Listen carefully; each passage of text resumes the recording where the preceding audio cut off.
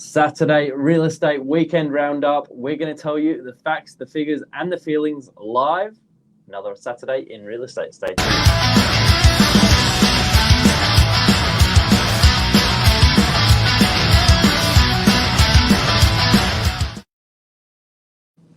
All right, Glenn. Good afternoon. Well, a late afternoon, Billy. We've been just running from appointment to auctions to Billy went to a sausage sizzle.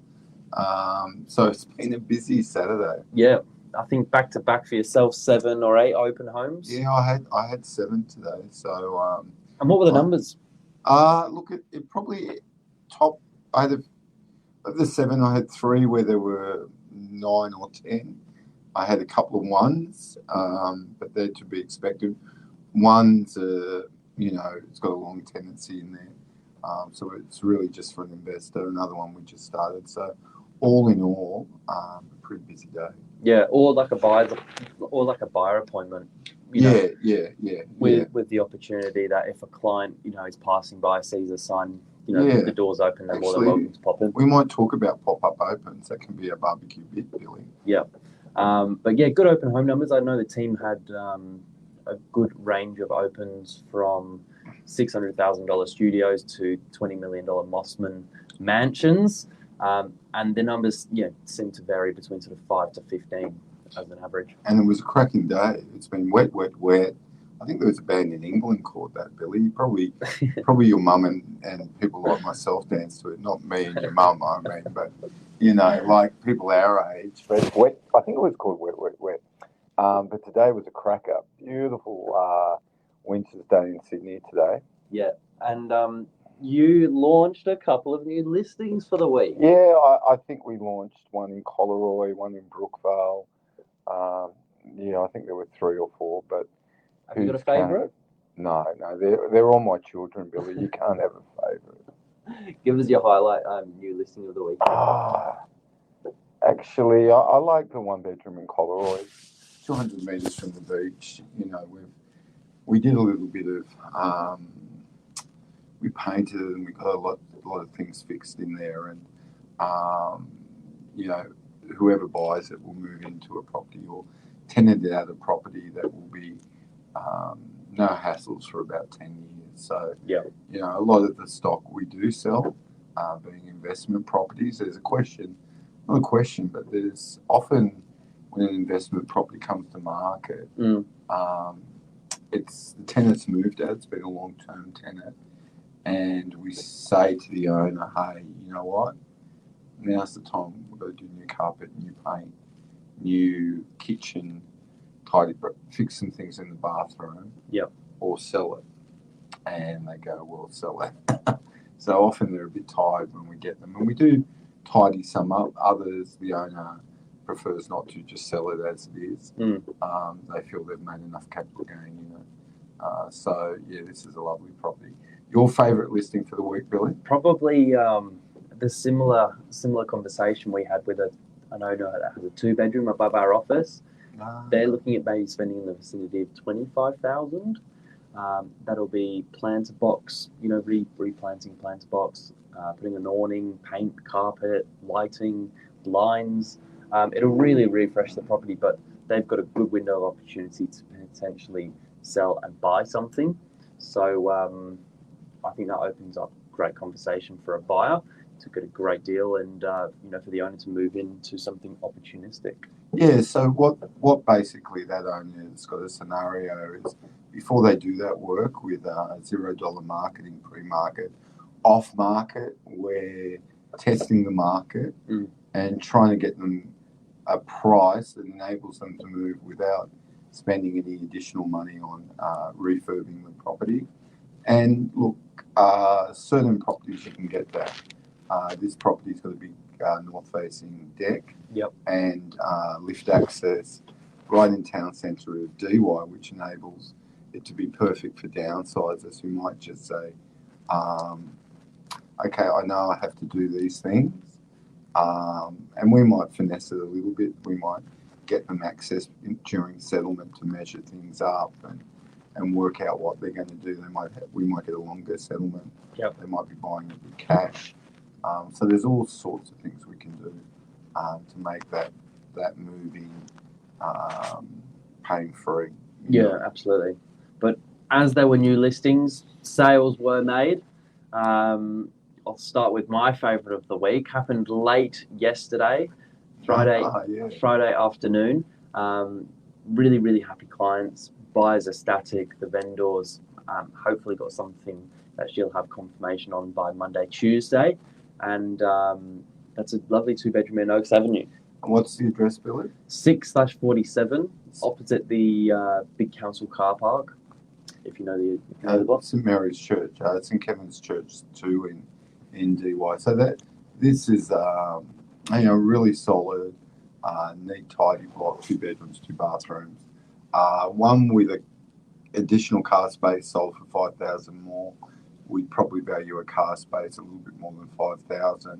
But what's really interesting about that is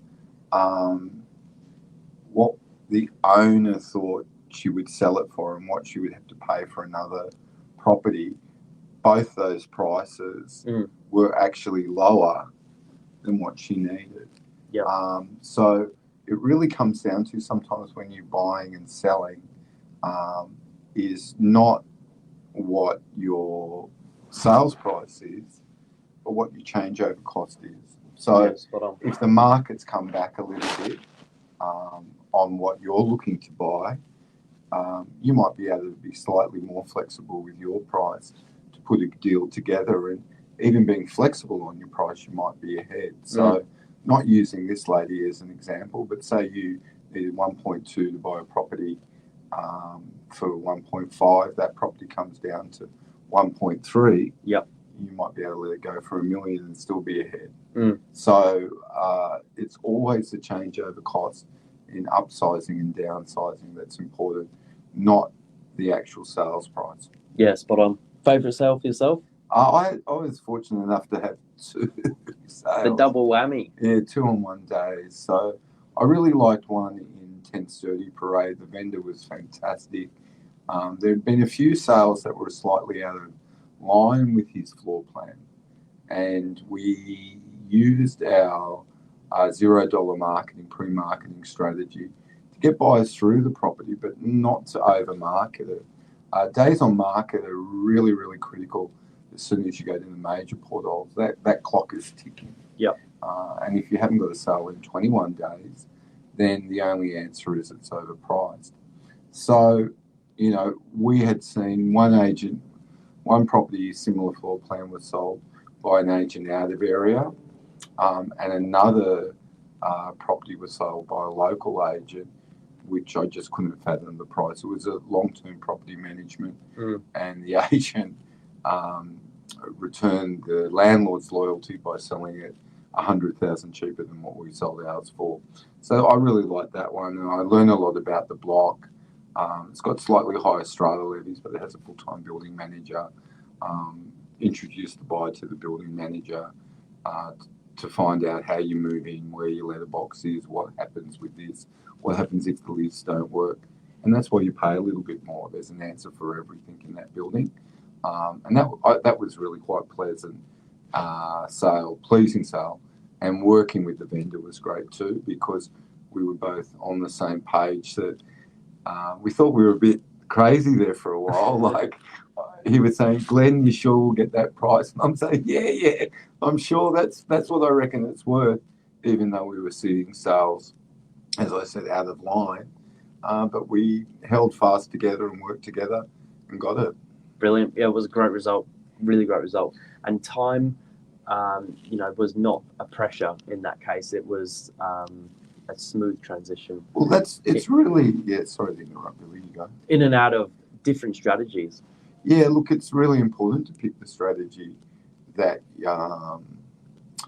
want. If a property, especially with apartments, because they're similar stock. One might face northwest, one might face southeast, but they're similar. And if one of them goes out of line in the block, for a lot cheaper, And there could be circumstances around that. I've had a couple of those of recent times. One was a property sold 100,000 cheaper than the one I sold. They had a long-term tenant in the property. The tenant had been in the property for 25 years and he ended up buying it. Yep. So either the owner said, "You've been a great tenant, whatever you can afford, you can have it." Yep. Or something else went on, which I won't say. Yeah. Well, there you go. There's there's the whereby people result is people there. had saved up money in cash and something like that happened. Because that's the only reason around it, you know. And rentals. Well, we rented one that I sold. It was previously rented for $685, and we got $700 in 24 hours. So that was an increase of $15. Yep. So it just shows that the rents have moved up. A lot more stock, but Definitely. Out on the market. So that one we advertised at $685, and we got $15 more. But you might be able to negotiate a better deal. I'm also finding a lot of clients are taking the time between exchange and settlement as an opportunity to show their properties for rent as a new landlord. So as a buyer, the way to look out for that is it will be advertised like any other. You might even be able to talk to the agent and find out if it was recently sold. The good news, if it has, is generally speaking, they're going to be a long-term landlord. At least for the initial lease, they're committed to getting someone locked in. So what you're saying, people buy the property before settlement, they get authority from the previous owner to show the property for rent. Yep, and then I find the landlords are liking that strategy because they've got the first couple of weeks to test the market at sometimes a slightly more bullish rate, and then coordinate and line up the move-in date with the settlement date to reduce that vacancy. Yeah, and look, if that's something you're looking to do, have that form part of your offer. So my offer is $800,000, 5% deposit. I'm happy with the 42-day settlement. Yep. But I would like 2 weeks prior to settlement to show the property 2 Saturdays for 15 minutes. Yep. And use the photos and floor plan. And have that all up front. And also put that in writing and get a reply in writing. Yep. Often if it's you're buying and then renting through the same agent, that process is pretty smooth. Gets a little bit more tricky when you buy off, let's say hookers, and then you want to rent it through us. It can get a little bit frayed around the edges. But I find if you're transparent and you ask these things up front and you get an answer in writing, nothing can stop you. Brilliant. Yeah, good advice. Commercial wrap? Commercial Farron has been once again selling a lot. They did have a sausage sizzle. Didn't have to bring your own meat. It wasn't an Aussie barbecue, really. No, it was a European free sausage sizzle opposite the new biggest Bunnings going in Allambie, French's Forest. I think they've got another one coming up in the next couple of weeks as well, Glen. Yeah, look, Mark loves running these off-the-plan projects we've had before. He's run them for 8 and 9 weeks in a row, giving up his time to do that, and he pays for everything. But once again, it's not an Aussie barbecue. The Europeans in the office joke about the old Aussie barbecue where you got to BYO everything. We'll supply the gas or the charcoal. Head up there. Fantastic deals being done. Selling storage units, I know for a fact, under market by about 70,000. But that won't last forever. These are sales to form part of the finance, and there's only a few of them to go. Yeah, that's probably going to make another feature in the next couple of weeks. So commercial, just reach out to the team. They'll be able to point you in the right direction. So what did we say our barbecue bits would be today, Billy? Pop-up opens. Pop. Pop the popcorn, Billy. Like Cocoa Pops. What is a pop-up open? Well, we really like them at Novak, whereby our motto is open 24/7, we never sleep. So we will often show a property by appointment on a Sunday, and then rather than just meet the buyer there, show them the property, and then go home, we'll put an open for inspection time at the same time. Yep. So potentially as buyers or just observers of real estate, you'll see some odd times like 9:45 on a Sunday to 10 o'clock. Yep. And that's where we've thought, well, if one person wants to see it at this time, let's advertise the time. It could be two. Buyers love it because they might be passing by or they might not be able to get to Saturday, and they can spontaneously change the plans on Sunday morning and drop in to see an open home. And I think the sellers love it because they've got their property open double. Yeah, well, if I'm a buyer, and Saturday night, it's quiet, I'm relaxing. It's 8:30. I'm scrolling through realestate.com. Yep. And then I see a time, 9:45 on a Sunday. I think, we'll go to that. And it's those sorts of buyers that have their finance approved, granted, but go on an impulse like that, who may be your heart buyer. Your buyer that can tell you every brick in the unit block in DY or every hair on an agent's head. Probably have been to some of the agents. It'd be pretty easy. Steve, you don't get to count one or two. But, for others, they've probably been to every open and they've got a spreadsheet, on just what's sold in the area in the last 100 years, since Captain Cook came. But these other buyers, they buy more on emotion. They turn up. Convenience is a huge thing. The more convenient you make for people to buy a product, the more they buy it. Yep. Hence, supermarkets aren't only open 5 days a week, 9 to 5. Yeah, absolutely. Open all hours. So that's what we really like at Novak. So don't think we've gone crazy and made a funny time like 9:50 or 9:55. That's just when we've booked in another buyer and we're opening it up for everyone for the same opportunity. Show one, show all. Show one, show all. That's right. That's very good, Billy. That's very good. We do talk in the office. Michael Silich had one. He sold a property back when 1.6 million was a lot of money, and he had a pop-up open, just put a sign out. Blake came in. We've been marketing this property for 4 or 5 weeks. And said, I always wanted to see in here. And lo and behold, the deal maker, the Michael Silich, one of the best buyers agents, Grace Novak, put the deal together. Bingo, bango, bongo, a sale. Glenn, what are you up to on the weekend? Look, family away. They're sending me pictures of beautiful Phuket. I'll be doing Sunday opens, and I might have a lunch at the RSL as a treat, I think. Lovely. Billy, yourself? A little bit more of a tired finish to the week, so probably a relaxing weekend. Definitely got a Sunday open or two on tomorrow.